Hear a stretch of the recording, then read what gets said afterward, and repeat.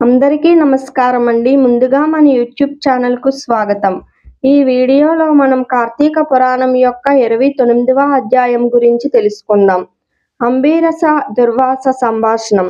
రాజు చూచుచుండగానే సుదర్శన చక్ర మంత్రార్థమొందెను. సుదర్శన చక్రం అంతర్ధానం పొందిన తరువాత అంబీరసుడు భక్తితో దుర్వాసునకు నమస్కరించి శిరస్సుతో వందనమాచరించి భక్తి చేత పులకాకింతుడై తన శిరమును ముని పాదములపైన పడవేసి ఇట్లని విన్నవించెను.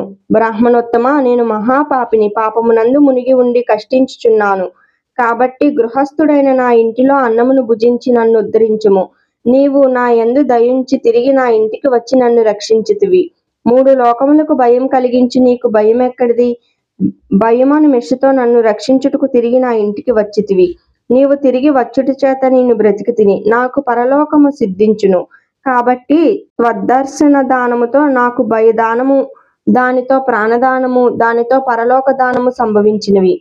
ఇట్లు విన్నవించుచున్న రాజును తన బాహువులతో లేవనెత్తి దుర్వాస మహాముని ఆనందంతో ఇట్లనియే, రాజా, ప్రాణములను రక్షించువాడు తండ్రి అని చెప్పబడును.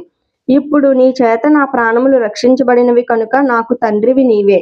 నేను నీకెప్పుడు నమస్కారం చేసిన ఎడల నీవు దుఃఖించుదువు. తండ్రికి కష్టము కలిగడి వ్యాపారం చెయ్యకూడదు. కావున నీకు నమస్కారం చెయ్యును. బ్రాహ్మణుడైన నేను నీకు గొప్ప కష్టం కలిగించితిని. దానికి ఫలమును అనుభవించితిని. చివరకు నీవు దయతో ఆ కష్టమును నివారించితివి. రాజా, నీతో కూడా భుజించదనని దుర్వాసునుడు ధర్మబుద్ధి గలవాడై ధర్మవ్యాప్తి అయిన అంబీరసునితో కూడా భుజించును.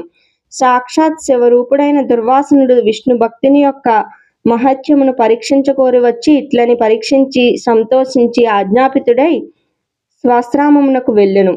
కాబట్టి కార్తీక మాసమందు హరిబోధిని ద్వాదశి సమస్త దాన ఫలప్రదం, సమస్త తీర్థ ఫలప్రదం, సమస్త యజ్ఞ ఫలప్రదమగును. కార్తీక మాసమందు శుక్ల ఏకాదశి నాడు ఉపవాసం ఆచరించి జాగరణ ఉండి ద్వాదశి నాడు దానములిచ్చి బ్రాహ్మణులతో కలిసి పారాయణ చెయ్యువారు మహాపాతక విముక్తుడగును. మోక్షమును కోరిన విష్ణు భక్తులు ద్వాదశి స్వల్పంగా నున్నప్పుడు దానిని విడువక ద్వాదశి గడియలలో గానే పారాయణ చెయ్యవలెను. అందులో కార్తీక శుక్ల ద్వాదశి మిక్కిలి పుణ్యప్రదమగును కనుక దాన్ని ఎంత మాత్రం విడవరాదు. కార్తీక శుక్ల ద్వాదశి యందు చేసిన పుణ్యము స్వల్పమైనను అనంత ఫలప్రదం.